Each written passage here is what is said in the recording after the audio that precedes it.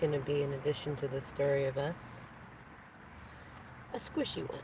Because I don't think I've done super many. I don't know if that's a word, but I'm going to use it. I haven't done super many squishy memories, and that's okay.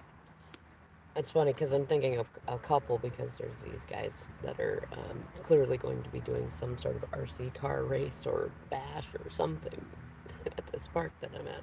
I don't know because I can't see where the end result is. I can only see them walking these very cool RC cars around. Anyways, the song just came on and reminded me of this memory, and it's Phil Collins' You'll Be in My Heart, which I've heard lots of Phil Collins before the Disney version of Tarzan, but I remember specifically, and it always brings back the squish, is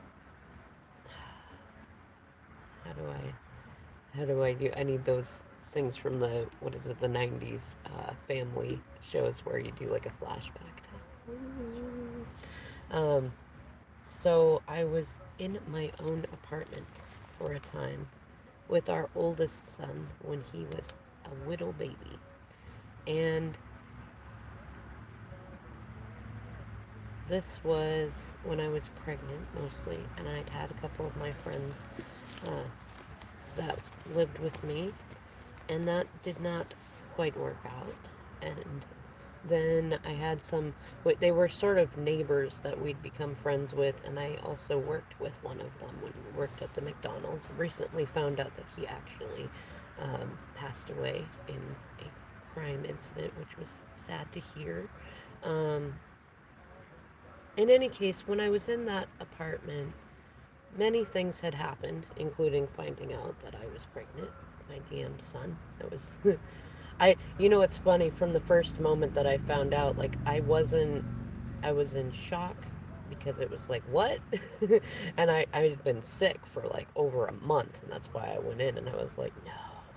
I remember when the nurse asked me, she's like, is there a possibility you could be pregnant? Because they were testing everything. And I went, I guess there is.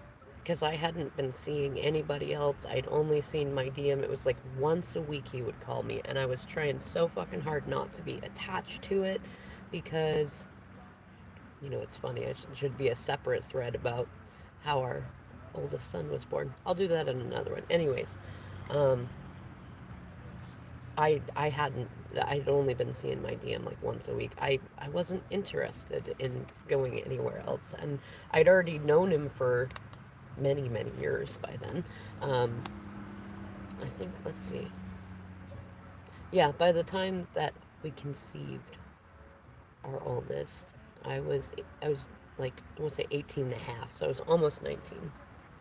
And when I found out, I was like, well, I know who it is at least. And I'd only, at that point in time, it was only like 3 or 4 months away from a relationship I had been in with a karmic that, like, it, unfortunately, it was mostly about convenience, I think, for both of us. But, and it wasn't all bad. It just, there wasn't a lot of that connection in there in the first place, so I wasn't worried I knew exactly who my son's father was.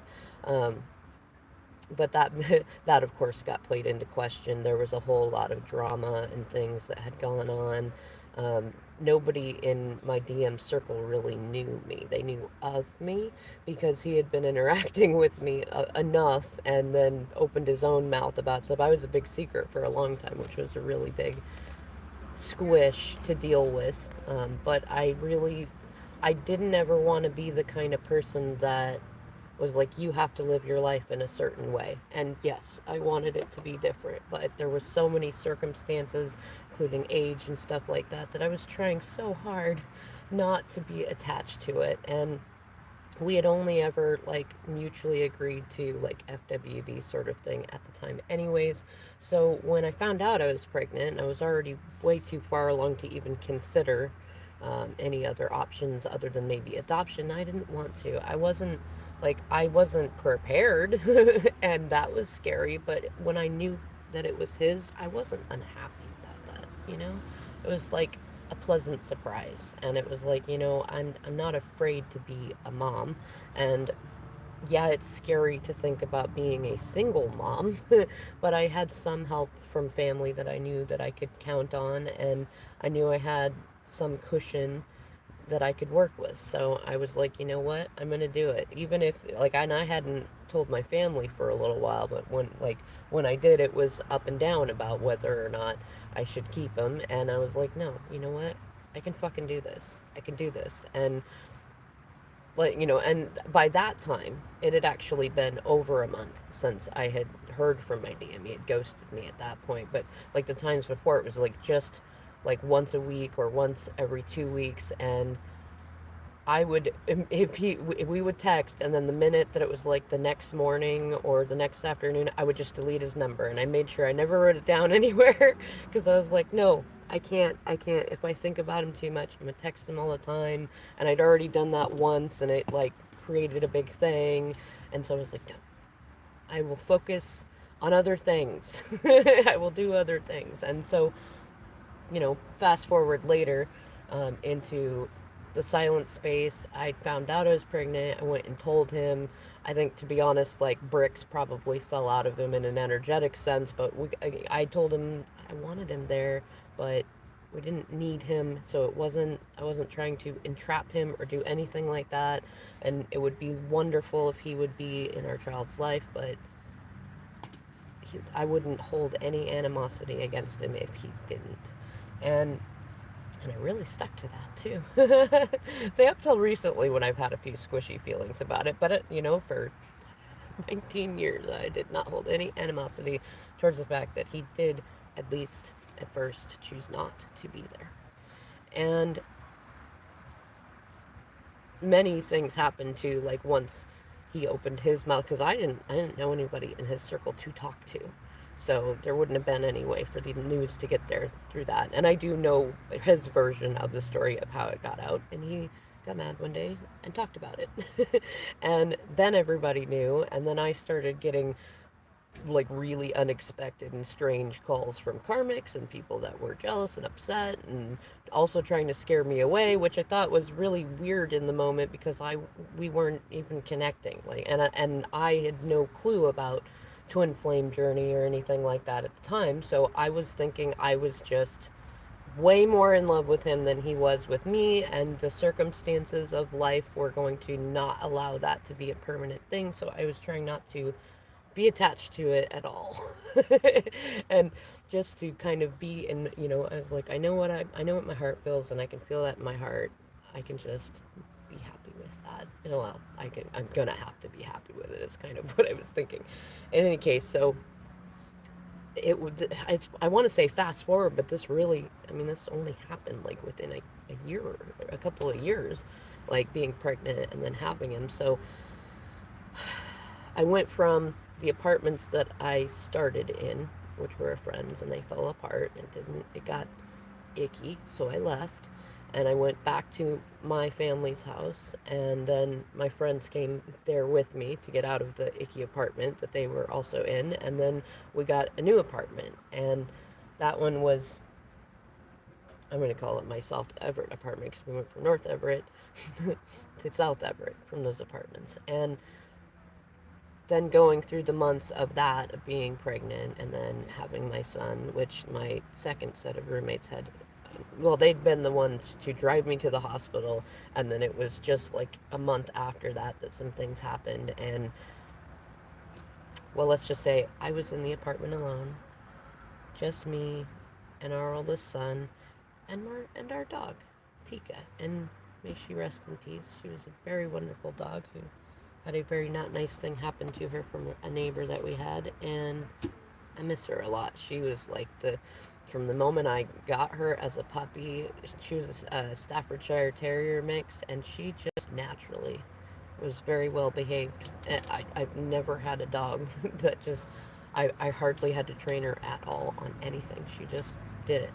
And she had a great demeanor. She wasn't a perfect dog. She had some moments that were like, ee, but overall, really, really great dog. And so it was just me, her, and my little squishy baby. And I remember so many days and nights because I'd been on DSHS at the time. I was so fucking depressed. I would never have admitted it back then, and I never showed anybody, and I didn't even start talking about it till about like 2 years ago. No, I'd say, yeah, about 2 years ago when we'd entered into the first year of both couples counseling and private counseling, and just talking about how depressed I was in those years in between of like meeting my DM, trying not to have any serious attachment to any of it, trying not to take it seriously, but wanting it so fucking much, and then pregnancy, doing that alone, doing the birth of our oldest son alone. Like, I was fucking depressed. And, when you're already going through depression and you get postpartum depression, like that's kind of what leads to postpartum depression. So, what it hit. And I felt like I knew a fair amount of what I needed to do, like with a new baby, but I just couldn't get the energy to do it. So I did the next best thing. I cuddled up with that squishy baby on the couch a lot and watched movies. And we had dog on the other end, like at my feet or laying in front of us, and we just fucking watched movies. And one of the ones that I put on it was newer at the time, was the Tarzan movie. I remember it wasn't like new that we hadn't seen it before, but I really hadn't. The only thing I paid attention to when it first came out was the graphics, because I was really interested in learning to draw them, and that was years earlier, and I learned a whole bunch about it, but I'd never really watched the movie for the movie, and for the I suppose for the plot, for the journey of the people in it, right? And I was watching it, holding my little squishy baby, and that song "You'll Be in My Heart" came on. And I really loved watching, a gorilla mom, like, taking on Tarzan, and then, like, as, the movie goes on, he's this kid that doesn't fit in, and he thinks he's a gorilla, everybody else thinks he's a gorilla, but he's like this, he doesn't have the muscles, he doesn't have the fur, he's totally not a gorilla, but they're trying so hard to treat him like a gorilla. And I saw three things when I heard that song and watched that movie. One was my DM trying so hard to fit in with a bunch of people that were completely different species to him. They were similar, but they're not the same, and it's not fun for him. And then I saw that with me too, because that was a lot of my life growing up. And then I had visions of that for our oldest son, because he is our oldest son. And if we both went through that, it was likely him. And so I learned the lyrics to that song though, because I loved that cuddly moment. Like the gorilla mom had stood up to the leader of the group and rescued that little baby. And it was, I just felt in that moment like, I love that song so much that I wanted it to kind of become the mama lullaby that I would sing to my kids, because that just seemed like a mama thing to do. And so I did, like, for months and months and months, I would sing that song to myself and to our oldest son. And what's funny is I didn't go looking for that movie or that song when our youngest son was born, but it came in a couple of times, and it reminded me of that. And it reminded me how it comforted me, and it comforted, oh, thanks Mercury, our oldest son when he was a little baby, and got us through, the year and a half of being just us. And that's where that song led to the memory of the squish, is just being in that space. It's such a trip, I guess, to think about the now, where, a lot of separation fear for me was being back in that kind of squish. Being back in a place where it's like you want them so, so much, but you also want them to be happy, and you don't want to chase them. You don't want to force them. You want them to want you. You know, it's funny. I saw a meme of there's the Sons of Anarchy, and I can't remember what her name is in the show. I always think of her as Peggy Lee from um, Married with Children. In any case, the meme said, and what is it? And what is it you think I need, honey? Like a real woman doesn't need anything from a man. What she needs is a man who wants her, or something like that. But it was just very much like, I love being wanted. Being needed feels icky, and I've noticed collectively among a lot of people that gets everybody squishy. Like, to be in a relationship where it's about need, like a relationship of convenience where it's just about keeping money together, or you're only in it for the kids or things like that, like, it's icky. Those end up usually being toxic relationships. Or, well, we've been together this long, we might as well stay together, that sort of thing. But it also feels toxic and icky to be in in a thing of like wanting each other and not being together, like to hold on to somebody like that too. So there's a lot of things in there. And I can remember, well, it's funny. I want to say it used to be very vivid and visceral for me when separation started, to think about when I met my DM and all those nights that I was just hoping and praying that he would reach out, because I almost want to say I wasn't brave enough to reach out to him, and it feels funny because it's true and it's not. I could have reached out to him a ton. It was his circumstances, and I wanted to be honorable, especially when I met my DM. This is one of the funniest things to me about how he has viewed himself, and learning about that along the way. I think he's learned the same about me. But when I met my DM, what I saw was a very honorable, very high integrity, high caliber guy who just,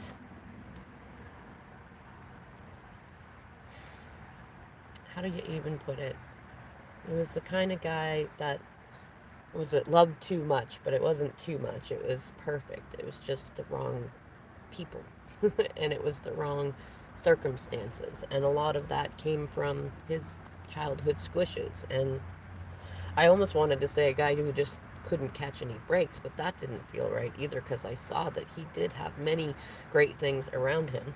It's funny, actually, in one of Maverick's last videos, Divine Maverick, she talked about, like, the story of many of us going back to when we met our DMs and they were in like karmic relationships of some kind, and they were talking about, I gotta get out of here, or I gotta end this, or I gotta do that. And we were both afraid to lose them, and also to we wanted to say the right thing, be the right person, and so we gave them some advice. And, oh, it's not too bad. You can stick around. You got this. That job's great. Or, oh, you really love them, huh? You should work on it then. Like, we gave them various bits of advice about that, and that changed the timeline in it. In any case, what I saw in him was very high caliber, and it really saddened me when I realized just how much he didn't believe in himself. But I didn't. I was very inspired. It's funny, I was thinking about it the other day when I was in the squish. I was very inspired by my DM when I met him. I already had pretty high ideals because I'm such a romantic, and I really like um, both romantic comedies and also, yeah, Disney got me growing up. I'm just gonna say it. Like, I loved the romance, and I'm gonna do the right thing. I'm gonna speak up. I'm gonna say the thing. I'm gonna do the thing. I'm gonna be high caliber. I liked that, And when I met him, that's what I saw. And that, I mean, what's it's funny because a lot of people say, oh, but you were so young when you met him, how do you know that wasn't like that just didn't rewire your brain or some weird thing like that? And I'm going, no, you know what, I think it's perfect. I think the timing was divine, because for me, I'd had some heartache already, but I was young enough that first impression, that first mind, that knowing from spirit was, this person is amazing. and they are your person, and look at all the good things they have done and are trying to do. Look how loyal they're trying to be. Look how much of their heart they are showing you, things like that. And the only thing I didn't trust in was his love for me, which was growing, and it was because I was still caught in the 3D of that. But still, like, I'm glad that things have gone the way that they have gone. But I do remember. I remember all the years of the squishes, of the no communication, the no contact. I didn't have tarot readers to help me along. I didn't have people telling their story to help me not feel so alone. I didn't have anybody I could really talk to about it at all. I was afraid to talk to half of my friends about it because, for one thing, I knew that they'd see me as this like listless person wanting somebody that, like, at least all the movies said, you don't get somebody who's in a marriage, like, no, and you shouldn't want that. And like, so between trying to follow what I felt like were the core values of my DM, that, be honorable, you be loyal, and like with marriages, it's till, it's not till death do you part. I never looked at marriages quite that way, but definitely through better and worse, through good times and bad, and you do your best to make it work if you love them. And I tried to follow that, and then also following what I felt was society's, like, you don't put your eggs in that basket. That's not a good basket for your eggs. So I wasn't trying to do that. And that, I think it's funny because when people talk about, like, the feeling for genuine twin flames in separation, like in full separation, I think that knowing that feeling from the past, that, like, what you're doing is the right thing, to not reach out, to not want it, to not hope for it, but you can't. You try everything that you can. You cannot take that away. You can get better and better and better at spending your time doing other things. And wow, that was like the craziest duck landing ever. um, you spend a lot of your time learning how to spend more time enjoying the spaces in between, and before you know what sort of thing you've stumbled upon and are in for, you're not even in the place of where you don't know enough to know that you can actually trust it will work out. But sometimes spirit does, I mean, there's plenty of songs and plenty of movies and things that spirit will use to reach out to us and give us that little. Because I do remember, it's funny to remember this now, I do remember seeing plenty of movies and hearing plenty of songs and seeing things happen in the lives of those around me that, like, said, you know what, you can still have hope. You can still have it just hanging there, because you never know, what's meant to be will be. And I did do a fair amount of that. I just said, you know what, if it's meant to be, he will come to me. You know what, there you go, there's your mantra. If it's meant to be, he will come to me. If it's meant to be, he will come to you. Whatever way you want to say it. In any case, it's nice to be able to sit here and to even do a video about this. And who knows, I don't know if this squish will help anybody or if it just will help me. So we'll just go with, it's life ain't worth taking that seriously. That's one of my favorite recent mantras. Stop taking everything so seriously. Um, it's nice to sit back at a time like this and to be able to look back at those squishes and to have made it through almost 2 years of, they say the biggest thing to cause panic attacks is a fear of a panic attack. And that would be what I would have described, like, the first 7 or 8 months of separation after 14 and a half years in union, after, with the separations before then, like, and that was far more intense, like ghosting and no communication and no contact, because I didn't have any sort of tribe. I didn't have any sort of collective or community or anything like that. I wouldn't let myself. I had friends, yes, but I didn't have people I could talk to. I didn't have this space, and I wasn't courageous enough at that point to have time to have this space. Wow, trippy to think about the time before YouTube, right? And it's nice to be able to sit here at this point in time, though, and say, what is that song? I will survive. Hey, hey, right?